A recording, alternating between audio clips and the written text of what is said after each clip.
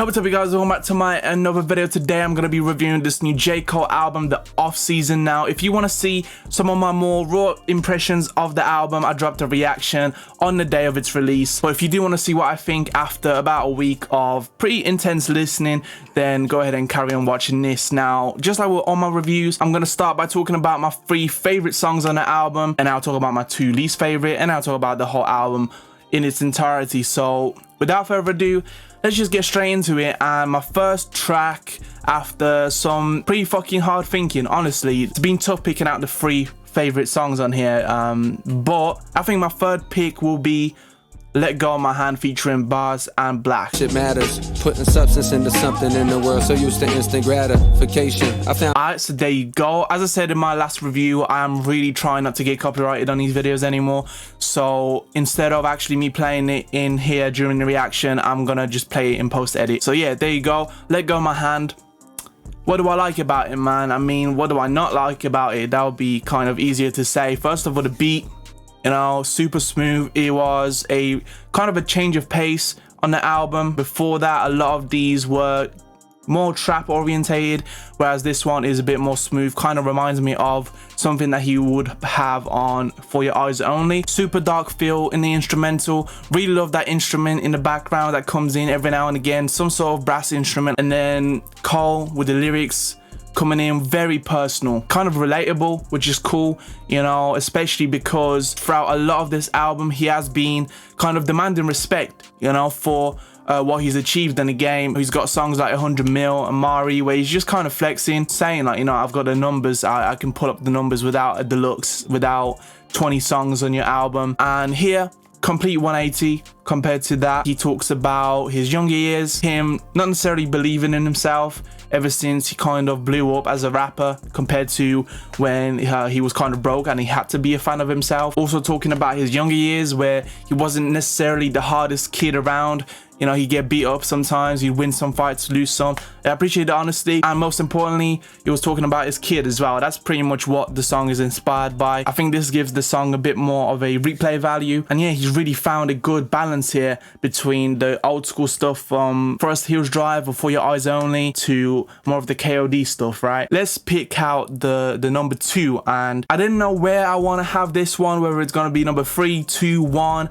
I knew I'm gonna have it somewhere though. This is one of my favorites, and if you watch the reaction, I wasn't actually feeling it as much as I do now, but honestly, it's gonna be Amari, bro. He ain't dumping, pow pow, nigga, he slumping. 12 coming, we ain't seen nothing. Time change. As there you go, this was Amari. Hope you got somewhat of an idea what the song is about with those 5 seconds. And again, I feel like there's not like a whole lot of things to talk about on this one. It's just a straight up banger.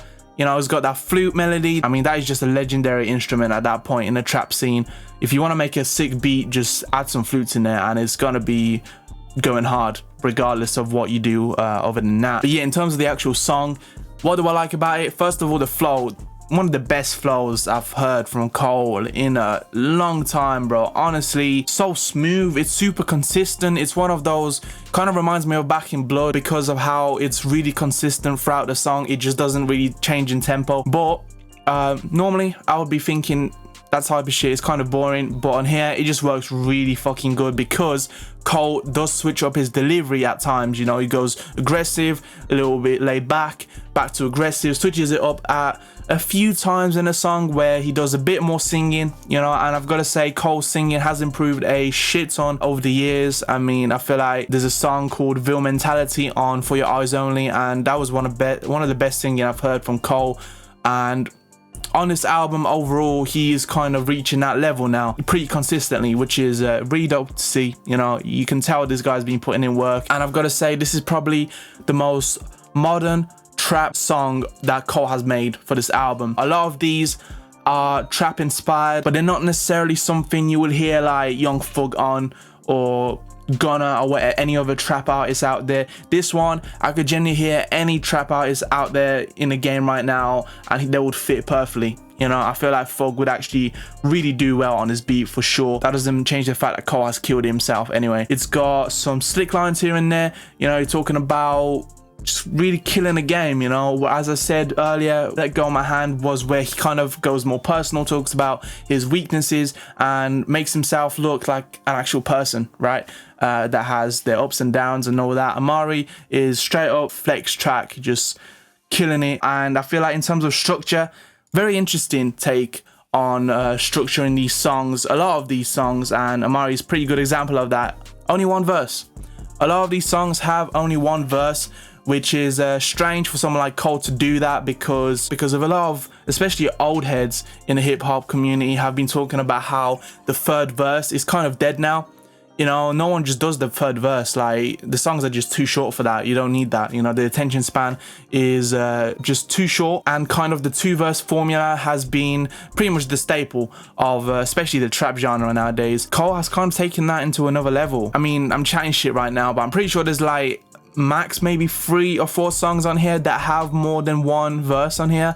I mean, Interlude don't. Can't remember about Close, but I know Punching the Clock, Applying the Pressure, they don't even have hooks on them. It's just a verse. Amari, obviously 1 verse. 9-5 South, pretty sure it's got 1 verse. So, you know, he's really changing it up, you know, making these songs shorter. A lot of the times, but some other times, it kind of leads to like a sloppy song, you know, shit like Punching the Clock, Applying the Pressure. Really good songs. They could have been up there with the top 3, but they are pretty damn long, some of them. I mean, Punching the Clock is 2 minutes long, so it's not like super long, but it's essentially just a freestyle, right? It's like just basically 1 verse, right? So for it to still be pretty damn long for just 1 verse is you know, kind of useless. Now it's time for number 1 on the album. Now, I wasn't sure if I'd actually pick this one, but over the course of this week, I've been grinding this song out, man. I've been playing it, and Jesus, it's gonna be Pride as the Devil, bro. Updates on my schedule, long as I live, we live forever. Told my twin and shit get better, these niggas that slip, let me ahead of. In edit, I am most likely gonna pick the Baby verse for the kind of the snippet to show you guys, and I'm gonna do that for a reason. That is because Lil Baby absolutely fucking killed that feature, bro. Absolutely killed it. I feel like genuinely, if Baby wasn't on there, I genuinely think that Pride is the Devil would be like a bottom 2 contender for me, but he just raises the fucking quality of the song by that much. I mean, honestly, I don't really know what to say. Like, he just fucking straight up killed it. The transition between Cole's verse to this one, oh my, Cole's second verse, kind of this first like 2 bars or whatever, and then Baby comes in super smooth, continuing the same flow and rhyme scheme, and then he just goes on to do his own thing. Fucking straight fire, man. Honestly, like, he's absolutely killed it with the feature. I feel like I just don't enjoy Baby too much on his own stuff, but when he comes in with that feature out of nowhere, especially, he always brings up that energy, man. I feel like it might just be the fact that for me, Baby's style is just not suited to me listening to him in long spurts, you know. So when it comes to like an album of his like My Turn, I didn't really enjoy that too much, but every time he comes on any feature, he absolutely murders it, man. I mean, he's got Wants and Needs in the bag. He fucking smoked Drake. He pretty much, I'd say he smoked Cole on this joint as well, and who knows what he's gonna do next, man. Honestly, if I do reckon he's gonna be featuring on another big artist's album soon, probably this year. You know, if Drake drops, I won't be surprised if Baby's featured on another song of his. And if Kendrick drops, I'm not saying it's likely, but I genuinely won't be surprised if Lil Baby features on one of his songs too. And at that point, if he smokes Kendrick on one of his songs on his album, Lil Baby's gonna, like, his status, he's gonna be going up a level. Gonna have to be talking about Baby with a bit more respect. But for now, this will be it in terms of the top 3. Time for the bottom 2. To be fair, the first one is not that much of a hard choice. It is 100 mil. Yeah, got a little guap when you get a lot. One obviously you on red. Don't push me, nigga. Not much to say about this one. I'm just not enjoying it. It kind of reminds me of Amari in a way that it is really just super close to the straight up modern trap music, instead of it being kind of a mix-up between Cole style and that. It just does sound like a Roddy Ricch song to me, like nothing special. And it's actually worse than that, because obviously Roddy Ricch's style, not something you can replicate. I feel like you kind of have to be him to do that. Nothing really works with this one for me personally. I know a lot of people enjoy this one, so It's just me, but yeah, it's just not clicking with me. So that's pretty much all I can say about this one. Now for number 2, this is a bit tougher to be fair, because other than 100 mil, I have generally downloaded and have been listening to every single other song on here. So it's actually pretty tough to pick out a bottom 2 song, you know, but obviously the game's the game. And I feel like I'm gonna pick Close. We was close.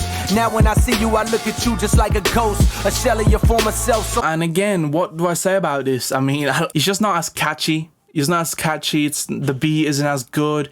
It's got that old school Kanye vibe, but just not as good as actual Kanye beats. And I don't really enjoy the rhyme scheme.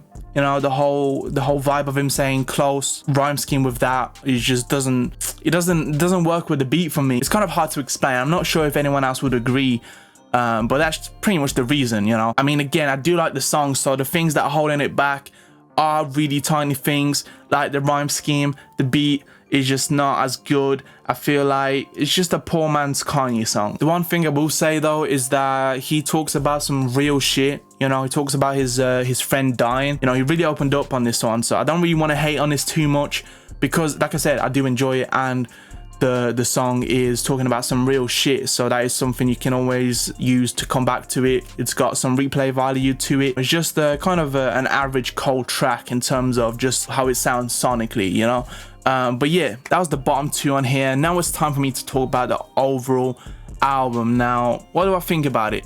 First of all, I'm just gonna straight up say it, I fuck with this. I love this album. Honestly, other than 100 mil, I've enjoyed every single song on here. Even the singles that dropped fucking ages ago, like the Climb Back, still a great track. And actually, the fact that it's on here again, it kind of inspired me to start listening to it again, which I'm not gonna complain about that. Thinking now, Interlude, it's not one of the songs that I've been listening to the most out of these, but that's actually kind of a good thing, because obviously he dropped that as a single. I've been absolutely rinsing that song since its release, and now I don't even think about it, man. The fact that I've been listening to all of these songs and not Interlude, even though I fucking loved that song before, just shows how much better some of these other songs are. That's kind of like the story of this album. Like, it's just not a disappointment, you know, exceeding expectations every single time.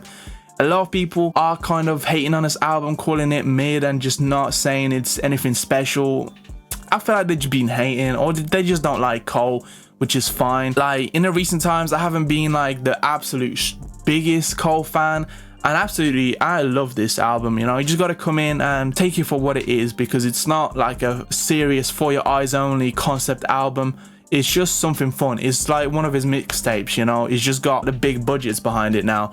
So that's pretty much the only difference. The one bad thing about some of these tracks is that they end super early, and then for the next minute or even more at times, it's just Cole talking, Cole fucking, I don't know, fucking doing something else, someone else talking, anything other than the actual song playing, you know. It's just beat and some dude fucking chatting shit. Like, that's generally the worst part about this whole album, and it happened on so many songs. I know for a fact it happened on Applying Pressure. Like I said already, Punching the Clock just was chatting shit. I mean, 95 South pretty much starts at like the 50-second mark of a 3-minute song, so that's annoying as well. Obviously, it's kind of an introduction, so I could let it slide if that wasn't the case for every single other track on here. The interlude, obviously it was the interlude, right? So you kind of would expect him to talk at least a little bit throughout it. It does start at the 40-second mark of a 2-minute song, bro, so he pretty much talks for more than half the song on here. Why not make the talking part an actual interlude as a separate track that's like 40 seconds long, and then have the actual song part of it separate, so you can actually listen to the song if you want to? Because I don't see the point of making these songs kind of unlistenable like that. I mean, I'm not gonna say they're actually fully unlistenable, but every single time I've listened to Interlude, I straight up 40 seconds, I skip the first part, like every single time. There's just no need for me to listen to that. And I feel like if it was any other artist other than like Kanye and Kendrick, I wouldn't do that. But other than that, that's honestly the only real bad thing about this. In terms of the beats, this selection of beats is one of Cole's best ever. Okay, I feel like it tops For Your Eyes Only, but compared to this, I feel like the beats overall on average, like, they are just so much better. The only real contender is Forest Hills Drive, and it's pretty close. Honestly, it is pretty close. Now in terms of overall the subject matter, the delivery, the flows have been on point on this album. The subject matter, not always the most kind of focused, you know, he's kind of switching between topics a lot of the time. Sometimes he's not really sticking to the concept of a song, but overall is decent. You know, it's nothing crazy, but it's decent. At the end of the day, it is the off season, which isn't meant to be a concept album, so for that reason the subject matter of each song doesn't have too much of an importance to me. And in terms of the deliveries, one of the best albums from Cole in terms of the deliveries. I mean, some of the aggressive ass cadences that he's pulled up on here are so dope, man. Honestly, so dope. Amari, great example. 9-5 South, great example. My Life, great example. You know, it's just dope, man. Even Hunger on the Hillside, that's pretty much it in terms of what I can actually say about it. There's not much to say. It's just a great album. He hasn't completely blown me away. I feel like Cole can still do better than this. And obviously the Fall Off is kind of the album that has that purpose, right? So we're just waiting for the Fall Off now. If I had to rate this, I would have to give it an 8 out of 10. I'd say 8 out of 10. That would be a very strong rating for this. That would be it for the review. Hope you enjoyed. Hope you check out my other videos. Go ahead and like, subscribe, comment if you did enjoy, and check out all the links in my description to my Twitter, my Instagram, and Spotify. I drop new music every other week on every single platform, and I post on YouTube every single week, at least one video. And yeah, again, this will be it for today. Peace.